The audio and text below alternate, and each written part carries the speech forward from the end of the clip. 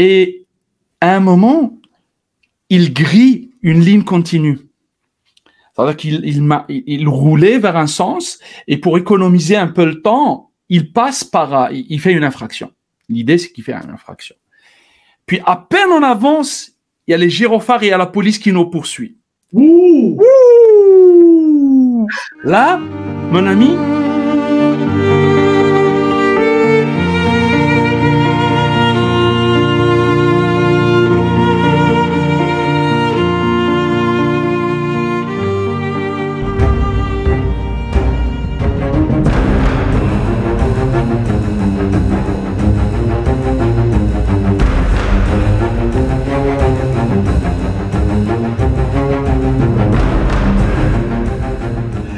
Bienvenue dans ce nouvel épisode du podcast 3 histoires, le podcast qui t'inspire, qui te motive et qui te redonne de l'espoir au cas où tu l'aurais perdu.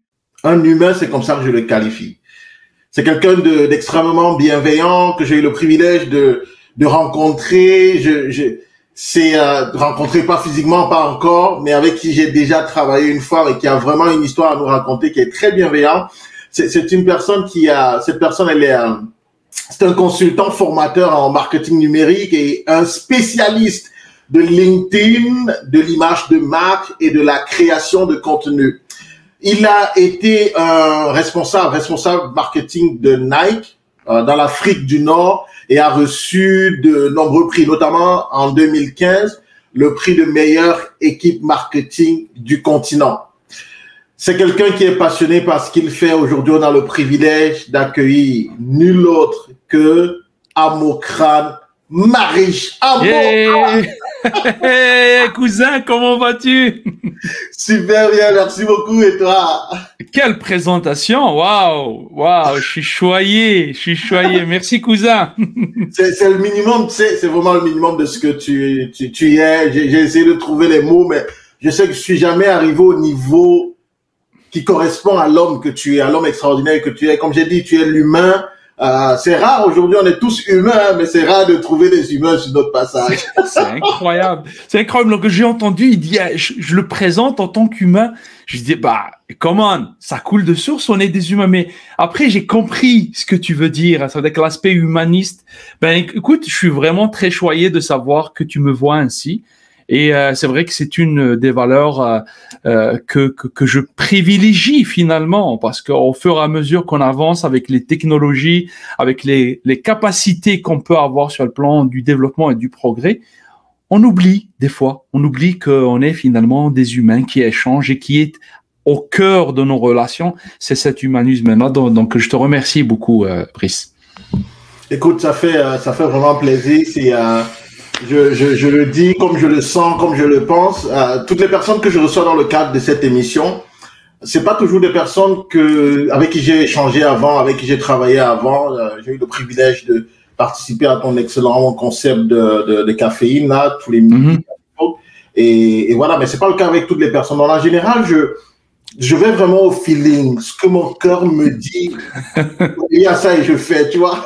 Parce que parfois, on n'écoute pas toujours notre cœur, on va être très rationnel. Quel est son background? Qu'est-ce qu'il a réalisé? Est-ce qu'il est, je sais pas moi, Dieu ou quoi? Je sais pas.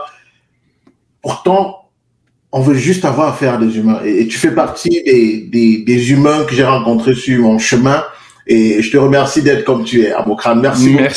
Merci beaucoup, Brice. Merci beaucoup. Ça fait grand plaisir. Donc, aujourd'hui, on en a le privilège de t'avoir. Ça n'a pas été facile. À l'heure où on enregistre cette vidéo, on a dû la programmer depuis, je crois, un peu plus d'un mois déjà, parce que tu es sollicité dans ton boulot, dans ce que tu fais.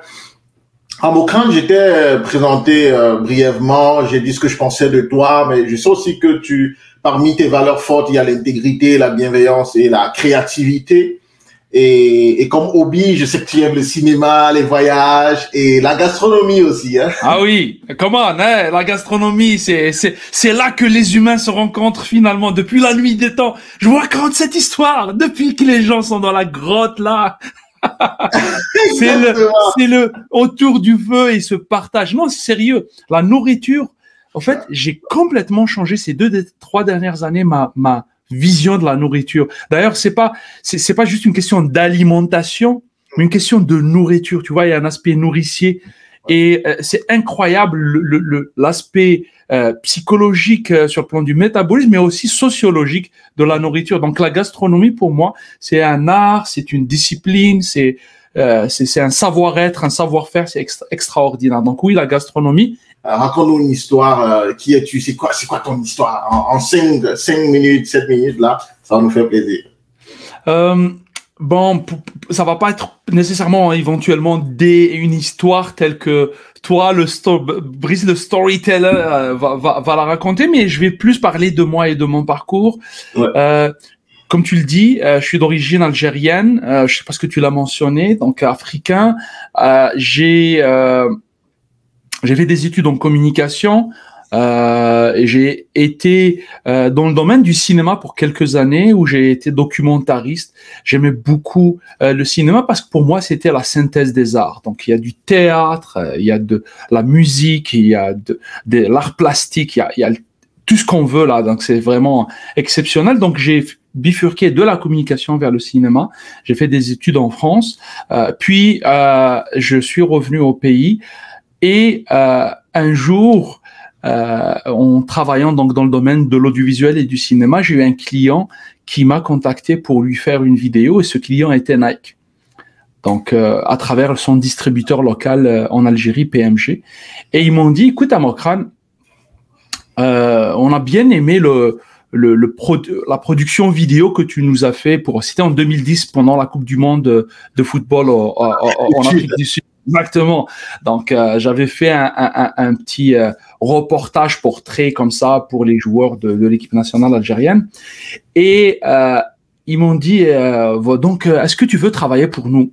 Et moi, j'ai dit, vous voulez créer genre Nike TV ou la chaîne télévision, la chaîne TV ou je sais pas, le film? Ils m'ont dit, non, pas du tout. En fait, c'est pas tant tes capacités ou ta manière de faire sur le plan audiovisuel qui nous a intéressés, etc., malgré qu'ils étaient satisfaits. Ils m'ont dit, on a bien aimé la personne et comment que ta vision de la chose. Est-ce que tu veux travailler pour nous et gérer, finalement, créer le département marketing? Du moi, marketing? Non, pas du tout. Pas du tout. Et ma réponse était non. Et les gens me disent, sérieux, tu as dit non? Oui, j'ai dit non. Parce que j'étais très focus, j'étais très orienté sur un chemin bien précis. Puis, donc, le chemin faisant, une année plus tard, on a gardé le contact et tout. Ils m'ont demandé encore une fois de leur faire un autre produit, donc audiovisuel, donc un autre film. Et ils m'ont dit, écoute, Amokran, est-ce que t'es sûr, t'as réfléchi là à notre proposition? Je lui ai dit, quelle proposition? Ils m'ont dit, la proposition que tu viennes travailler avec nous, parce quand tu as refusé l'année passée, on a recruté une personne, mais finalement, ça n'a pas bien fonctionné. Est-ce que tu veux, on te repropose, en quelque sorte, on te propose à nouveau et à l'époque, donc j'avais une fiancée qui est actuellement mon épouse, donc pas de panique. Pas de panique. Et il m'a dit, en fait, j'ai voulu en quelque sorte la consulter. Je lui ai dit, écoute, il y a le distributeur local de Nike en Algérie qui m'a encore proposé de faire le marketing. Moi, j'ai jamais fait de marketing. J'ai fait des études en communication. Je me suis spécialisé en audiovisuel, en cinéma. J'ai rien à voir avec le marketing. Et elle me dit, écoute, Amokran, donne-toi une chance et donne-leur une chance. Vas-y, accepte cette offre, apprends de cette expérience et au pire des cas, tu vas arborer le swoosh, tu vois, le logo de Nike sur ton CV et c'est pas rien. Je dis, c'est vrai. Comment j'ai pas pensé à ça? Je dis, heureusement que j'étais dans ma vie là, parce que heureusement, parce que tu sais, nos femmes sont, je vais faire des ennemis, mais sont très souvent plus intelligentes et plus organisées que nous. Donc heureusement, c'est tristement vrai. C'est tristement vrai. Donc je salue mon épouse et ton épouse par le même fait et toutes les femmes qui nous écoutent. Donc j'ai finalement accepté l'offre et je me suis dit, je vais travailler avec eux 6 mois, je vais prendre l'expérience et je vais m'en aller. La chose à laquelle j'ai pas pensé, c'est que les 6 mois sont devenus 6 ans. Wow. Et c'est comme ça que j'ai eu toute une carrière. D'abord avec le distributeur local, j'ai créé le département from scratch. Il y avait 2-3 personnes qui s'occupaient de l'aspect visuel des magasins, jusqu'à ce qu'on fasse un département avec des personnes en interne et externe, presque 30 ou 40 personnes qui travaillaient donc dans ce département. D'ailleurs, c'est devenu une agence de communication séparée. Et moi, j'ai gravi les échelons pour être ensuite responsable régional pour l'Afrique du Nord. Donc, en étant responsable aussi, en lançant des projets au Maroc, en Tunisie, en Algérie. Officiellement, normalement, je devais travailler pour la Libye, mais hélas, ce qui se passe en Libye, vous le savez encore, malheureusement. Donc, voilà un peu mon histoire. Et en 2017, suite à un voyage ici à Montréal, moi et mon épouse, beaucoup aimé le Québec et le Canada, et on a décidé d'immigrer. Donc, depuis 2017, un peu, je sais pas quand est-ce que vous voyez cette vidéo, peut-être vous la regardez ou vous l'écoutez dans quelques années. Donc, on est en 2021 pour votre information. Mais en 2017, on a immigré au Canada et depuis, on est ici. Donc, je ne sais pas ce que ça parle un peu de j'ai raccourci mon histoire parce que je veux t'écouter aussi.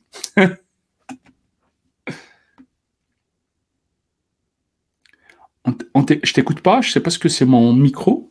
Je crois que c'était chez moi. C'est bon maintenant, tu m'écoutes? Maintenant, on t'écoute, ouais. Super, merci beaucoup.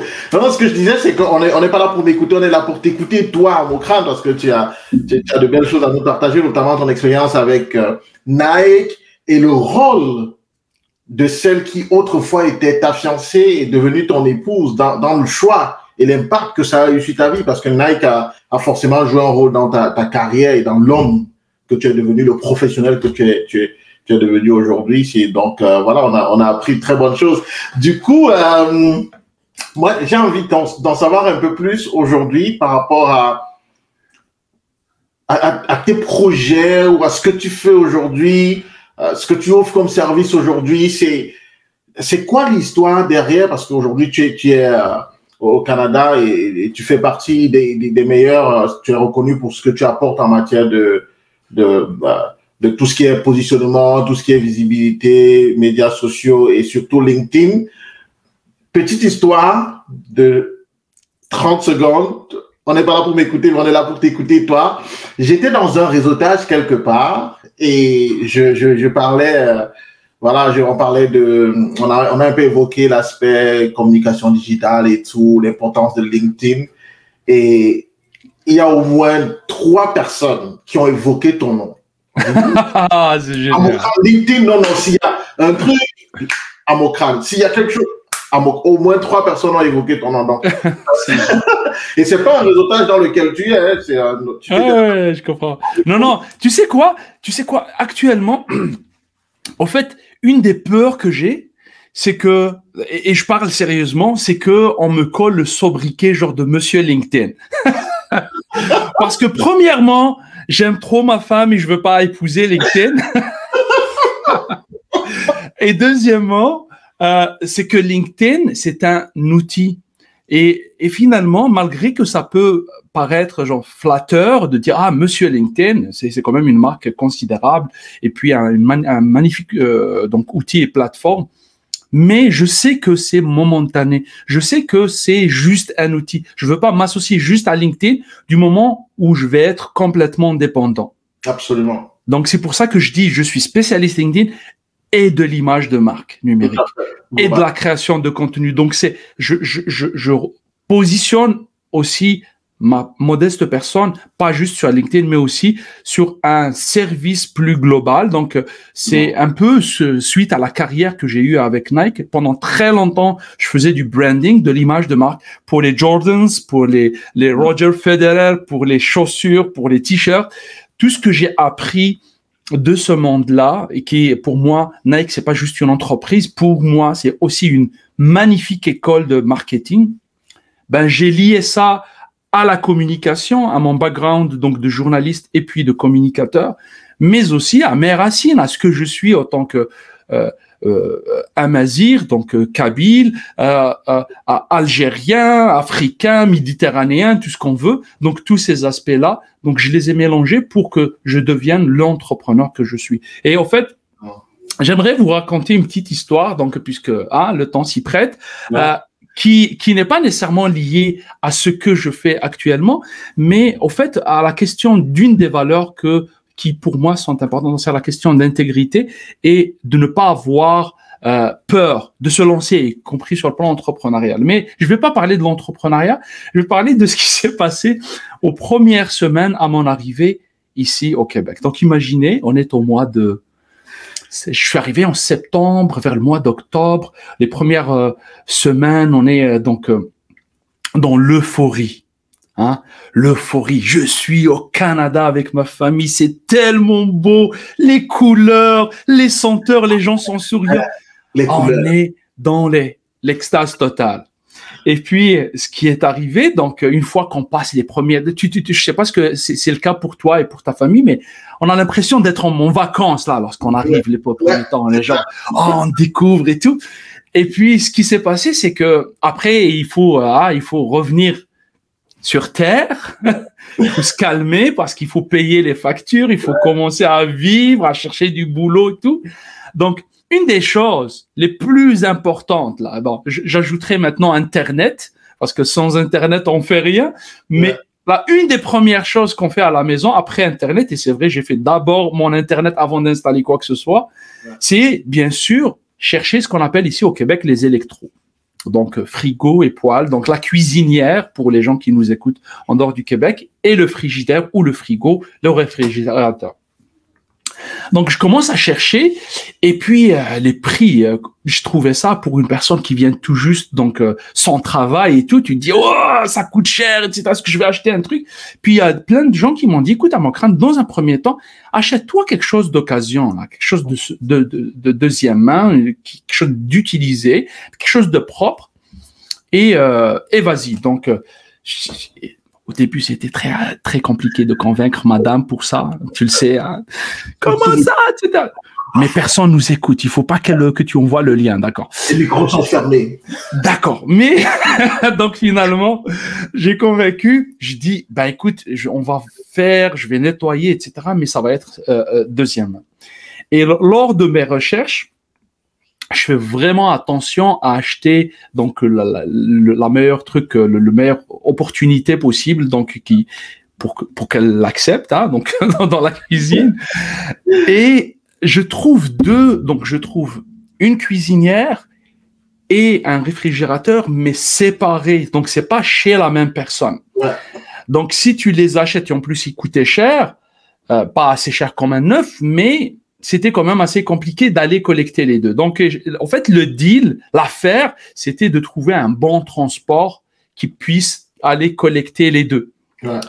Donc, je regarde aussi les prestataires, c'est toujours sur Internet, et je tombe sur un, il me dit, je viens demain, il arrive, et déjà, à son arrivée, je commence à douter, parce que je m'attendais à une entreprise avec le logo, etc., dans le camion.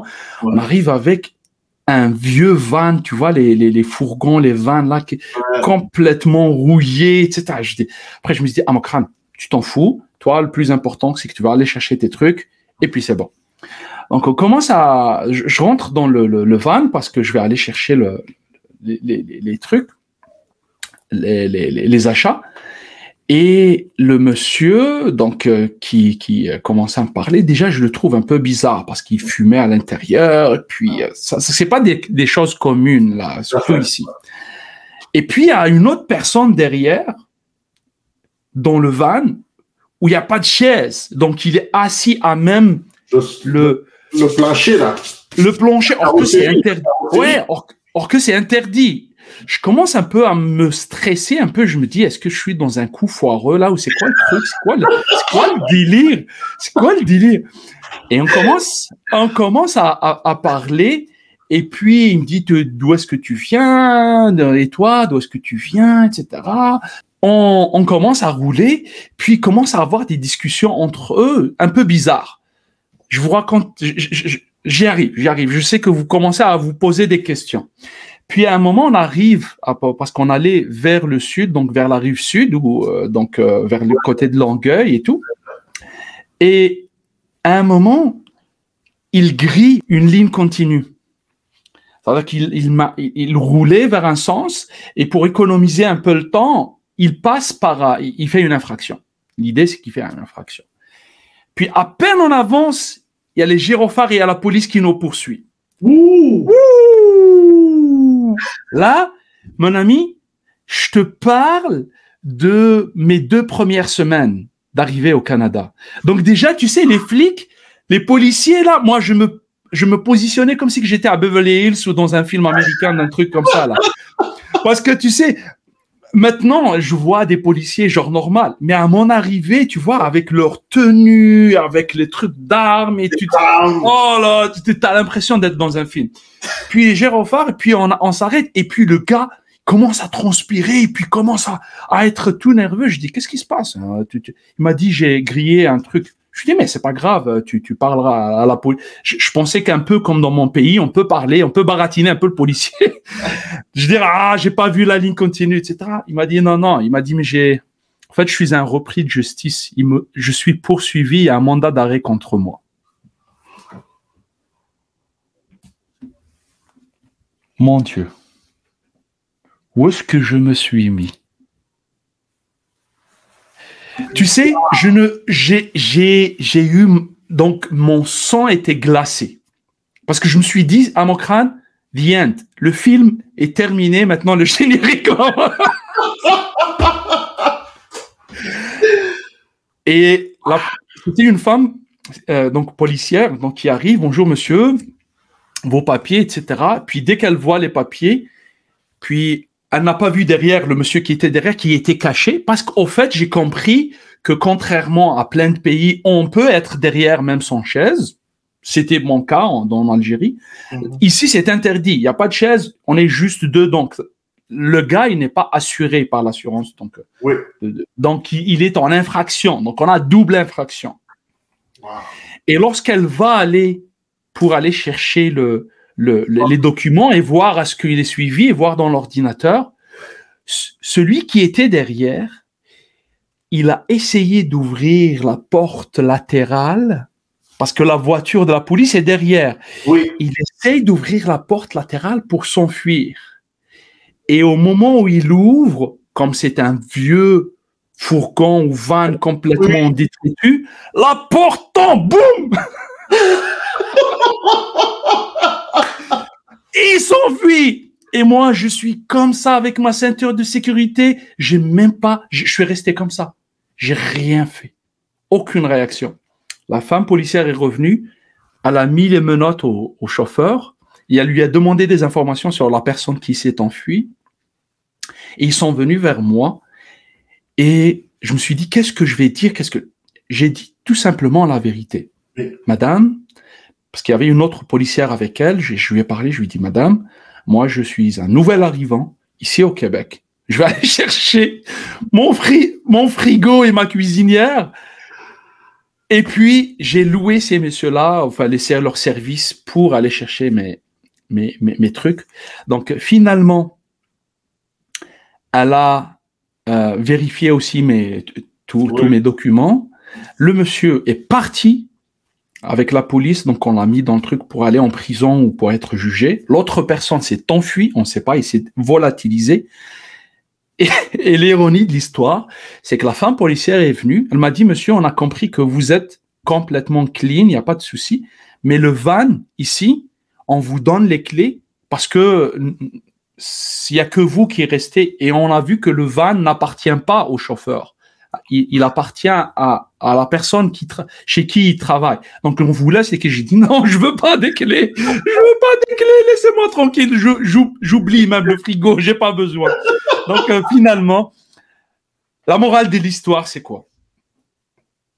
En fait, ça pouvait vraiment mal se passer pour moi. Okay? Ouais.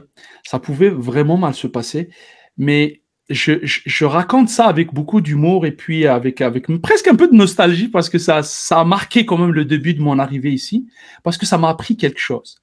Au fait, il y a un proverbe en arabe qui dit « Ma yakhaf min nar ghir li fikr shutban ». J'essaye de traduire, je ne vais pas être très fidèle, mais n'a peur du feu que celui qui a du foin dans son ventre. Okay. Donc, si tu n'as rien à te rapprocher, si tu es complètement intègre, c'est pour ça que c'est une des valeurs que tu as citées, donc à même propos. Si tu es complètement intègre, n'aie pas peur, fonce. Tu ne pourras que réussir parce que les gens vont te reconnaître ça. Et c'est un peu la morale de cette histoire. Mais bref, finalement, j'ai cherché la cuisinière et le frigo avec ce même vin-là le lendemain, puis avec une autre personne. Ouais, avec une autre personne, le boss. Il y aura l'étape, il y aura le partout, restez connectés partout. Si ce n'est pas encore le cas, abonnez-vous parce qu'il y aura la partie numéro 2 de cette histoire. Partagez. Merci à vos crânes. C'est pour ça que j'aime cette émission. On a toujours de très belles histoires, des gens qui ont vécu des choses extraordinaires. Et puis, derrière, il y a toujours une leçon forte. Voilà, tu n'as rien à te reprocher. Fonce, parce qu'à la fin de la journée, tu seras toujours blanchi. Je vous raconte cette histoire qui me concerne lors de mon premier voyage au Burkina Faso.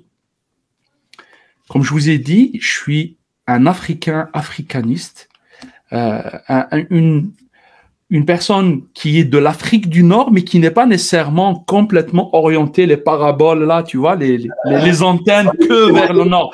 J'adore l'Europe, j'adore l'Occident. D'ailleurs, je vis au Canada, mais je pense qu'il y a autant de richesses dans mes racines africaines que dans mes ailes occidentales actuellement ici au Canada. Donc, j'ai quand même pas mal voyagé. Je pense que je suis très chanceux d'avoir été au Sénégal, au Burkina, en Tanzanie, même à Madagascar. Donc, j'ai visité quand même mon cher continent africain. Mais une des premières fois où j'ai eu à voyager, c'était pour aller faire un film, un documentaire avec une équipe, donc une équipe de tournage, et on était parti à Ouagadougou. Donc, quand on est arrivé, c'était la nuit. Donc, le vol Alger-Ouaga, c'était la nuit, il faisait chaud. Et même si je venais d'un pays africain, d'un pays chaud, d'un pays du Sud, l'arrivée à Ouaga était très dépaysante. Déjà, sur le plan de l'infrastructure, c'est pas un problème, mais c'est une réalité. Puis même dans la manière de faire, la manière de vivre. Donc, ajoute à cela tous les clichés qu'on peut recevoir des médias, des gens, etc. Attention, tu fais ça, tu fais l'injection contre le malaria, contre ceci, contre ça, ne mange pas ça, ne fais pas ça, etc. On te bombarde de choses que tu peux, même si tu as un amour très sain, très sincère à ton Afrique chérie, tu peux commencer à avoir des appréhensions. Qu'est-ce qui se passe? Pourquoi je vais là et tout? À mon arrivée, c'était tellement dépaysant. Puis la chaleur, puis les gens qui arrivent à l'aéroport, qui disent, monsieur, est-ce que vous voulez que je porte votre sac à dos ou votre, etc. Puis c'est une réalité économique. J'espère que le Burkina Faso va encore se lever et puis être un tigre économique et puis que les choses vont changer. Mais en tout cas, c'était ma vision de la chose. Donc, c'était vraiment une cacophonie extraordinaire. On est arrivé, ça a amplifié donc ma crainte. Moi et mon équipe de tournage. Tellement amplifié et on a tellement craint la situation qu'en allant à l'hôtel, il y avait un très très bon hôtel donc à Ouaga. On s'est dit, tu sais quoi? On reste à l'hôtel. On fait tout notre documentaire. Les gens qu'on a interviewés, ils viennent à la salle de réception, on les filme, puis on repart à l'aéroport et puis ciao Max. Tu vois la pression. On arrive à l'hôtel. Première discussion, deuxième discussion avec les gens à l'intérieur de l'hôtel. Et puis, je suis curieux de voir à l'extérieur. Puis, je sors discuter avec une première personne, puis une deuxième. Puis, il y a le FESPACO, le festival du cinéma à Ouaga. Donc, on va aller voir un film, etc. Tu sais ce qui s'est arrivé? C'est qu'en l'espace de quelques jours, je pense que je suis resté à peu près 2 semaines, la situation a complètement changé. Le Burkina Faso est passé d'un pays un des pays où j'aimerais vraiment pas être, et tellement avec la crainte, à maintenant, même, je vis au Canada, à maintenant, un des pays que j'aime le plus. Et en plus du pays, parce que là, on parle pas du pays lui-même ou de la terre, etc., mais je parle des Burkinabés. Je voue un respect et un amour extraordinaire. Dès que je trouve un Burkinabé quelque part, même ici au Québec, à Montréal, je dis ah Burkina Faso, etc. Et je commence à discuter avec eux. Le peuple intègre, le peuple, donc le pays des hommes intègres. Hein? Yeah. Donc c'est incroyable. Ils sont d'une intelligence, d'une sensibilité, d'une curiosité extraordinaire. Donc, juste pour raconter donc cette histoire, mon arrivée et puis comment je suis ressorti, avec des amitiés, avec beaucoup de souvenirs. Et jusqu'à maintenant, je te parle d'une histoire d'il y a plus de 10 ans, peut-être même plus de 15 ans, je reste encore très fidèle à ce sentiment très positif avec lequel je suis sorti. Donc, la morale de l'histoire, ou ce que j'aimerais laisser, ou ce que j'ai appris du moins, et que j'aimerais partager avec vous, premièrement, soyez curieux. Soyez curieux et sortez des sentiers battus ou juste des canaux d'information classiques. Si vous pensez, par exemple, quelque chose sur un musulman, ne regardez pas Fox News. Allez-y discuter avec une personne comme moi ou une autre personne. Donc, ne regardez pas, ne vous limitez pas. Donc, soyez curieux. Puis, deuxièmement, et c'est très important, soyez respectueux. Que je sois respectueux. J'ai pas tellement de trois pour vous donner de conseils parce que je sais pas qui m'écoute, mais je me donne ce conseil à moi. À mon crâne, il faut que tu sois respectueux. Il faut que tu sois très respectueux des autres et avoir une certaine humilité et donner la chance justement à la personne de s'exprimer et pour ensuite même pas juger parce qu'il faut pas juger, mais au moins avoir une idée plus juste sur la personne. Donc voici en quelque sorte ma troisième histoire. J'espère que vous avez partagé ce moment extraordinaire que j'ai vécu au Burkina Faso, malgré que ça a mal commencé, mais ça s'est très très bien fini. Merci beaucoup, Amokrane. Effectivement, c'est les apparences, les médias, tout ça, c'est l'Afrique aujourd'hui. On doit, par exemple, il y a un sommet, j'oublie le nom du sommet, ça m'échappe. Ça a été fait au Rwanda il y a peut-être 6 ans, 7 ans. Et quand il est arrivé, il a dit ce que l'Afrique doit faire, c'est de redorer son blason, son image. Qu'est-ce qu'elle projette à l'extérieur. Parce que tout ce qu'on a montré de l'Afrique, pas tout, mais je veux dire, ce que les gens savent, la plupart des gens qui n'ont jamais été en Afrique savent de l'Afrique, c'est que c'est le continent des guerres, de la famine et de tout ce qui est. Donc, il y a de très belles choses qui peuvent être présentées aussi. Je crois qu'il y a une question de branding. Et toi qui es, toi qui es un spécialiste là-dessus, je crois que les États devraient pouvoir te consulter à Mokrane pour le branding, parce que c'est important. C'est pourquoi je parle de ça. Et à chaque fois que j'ai une opportunité pour parler, parce que l'Afrique n'a pas besoin finalement de moi, ni de chacun de nous individuellement. Mais par contre, l'Afrique a besoin de nous collectivement. Elle a besoin de nous collectivement. Parce qu'on est tous, comme tu dis, ton slogan, chaque histoire bien racontée vaut un diamant. Je pense que chaque Africain ou Africaine vaut un diamant, ok, mais il faut que ça soit d'une manière collective. Parce que intrinsèquement ou individuellement, on est tous, on peut être bon ou mauvais, mais on est plus ou moins tous bons. Mais si on se regroupe, si on s'entraide davantage, qu'il n'y ait pas ces clivages entre pays, entre tribus, entre nord, sud, ouest, est, je pense qu'il y a moyen de hisser le continent et puis remettre l'Afrique à la place qu'il faut, justement. Ouais. Exactement, qui est la sienne. Ouais. Et ça va pas être juste bénéfique pour l'Afrique et les Africains, ça va être aussi bénéfique pour la terre entière. Parce que, comme disait, j'aime regarder les documentaires qui traitent du sujet avec ma fille aînée, qui aime beaucoup ça, qui m'écoute et est juste à côté. Mais on dit souvent dans les documentaires, l'Afrique, c'est l'origine du monde et c'est son futur. L'Afrique, c'est son origine. C'est sa mère nourricière, mais c'est aussi son futur. Donc, je pense qu'il y a moyen de moyenner, il y a moyen de faire de très belles choses. Je pense que c'est une question de temps. Et la diaspora africaine a nécessairement plus qu'un devoir, une vraie responsabilité à contribuer. Absolument, absolument, absolument, Mokrane. Merci infiniment. C'est riche de t'écouter, c'est enrichissant. Moi, je vais prendre du plaisir à réécouter cet enregistrement avant qu'il ne soit publié. D'ailleurs, merci beaucoup. Est-ce que tu as un dernier mot à laisser à notre audience? Est-ce que tu as un programme? Comment est-ce qu'on fait pour te contacter? Est-ce que je vois le hashtag? Juste avec mon nom, bien sûr. Je t'invite d'ailleurs à utiliser le hashtag. Ça va être aussi un conseil d'un spécialiste de branding et puis pour les réseaux sociaux. Avoir un hashtag personnel est très intéressant parce que les gens peuvent cliquer sur hashtag #AmonMariche et voir qu'il y a déjà plusieurs centaines de personnes qui suivent ce hashtag, qui ont accès à mes contenus à travers toutes les plateformes LinkedIn, Facebook, Instagram ou même actuellement Clubhouse pour avoir mes contenus. Mais donc pour me contacter, vous n'avez qu'à mettre Amokran Mariche sur Google et vous avez l'embarras du choix. Vous pouvez soit me contacter à travers mon site web amonmariche.com, sur LinkedIn, sur Instagram, sur YouTube, etc. Donc je finis par quelques recommandations de livres si tu permets. Oui, j'ai failli, je me suis laissé emporter par cette en fait, j'ai trois livres.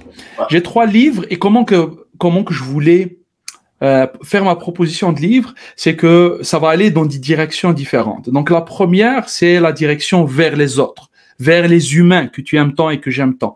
Donc un des livres que je lis actuellement et qui est vraiment très intéressant, Être à son meilleur de Benoît Chalifou, qui parle de l'incroyable pouvoir des habiletés relationnelles. Donc, je pense qu'on a ça naturellement, mais il y a moyen de développer encore ça. Donc, ça, c'est de soi vers les autres. Le deuxième livre que j'aimerais vous recommander, c'est Scaling Up ou Hypercroissance.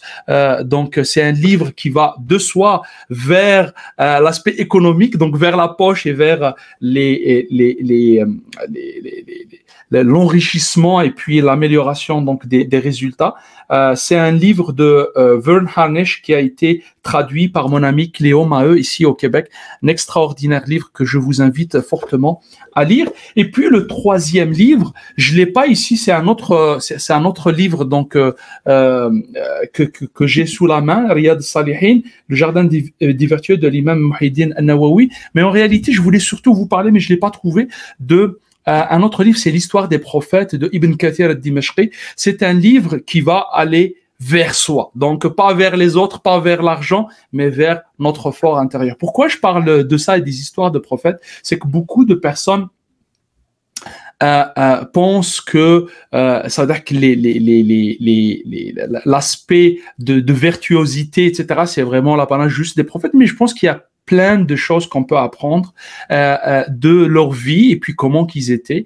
Et voilà, donc c'est mes 3 recommandations de livres. J'espère que vous allez aimer ces recommandations. Et si vous voulez qu'on en discute, vous pouvez me contacter toujours sur amonmariche.com. Merci beaucoup, Amokran. Merci beaucoup. Et puis, on a passé un très bon moment. C'est déjà terminé. Déjà. Ça passe très vite. C'est sûr qu'on va remettre ça. C'est 3 histoires. 3 histoires là. Tu reviendras nous raconter 3 histoires. Tu termineras la partie de la fameuse histoire de la fourgonnette. et ça va être super intéressant. Merci beaucoup en tout cas d'avoir été avec nous, Amokran, et on va se dire à très bientôt. Merci beaucoup, cher ami. Et je vous remercie de votre écoute pour les personnes qui ont écouté toute donc cet épisode. Et je te remercie pour l'invitation. Et je vous dis, prenez soin de vous, prenez soin de vos proches et des gens qui vous sont chers. Et puis, j'espère vous revoir ou vous rencontrer dans d'autres circonstances. Merci beaucoup.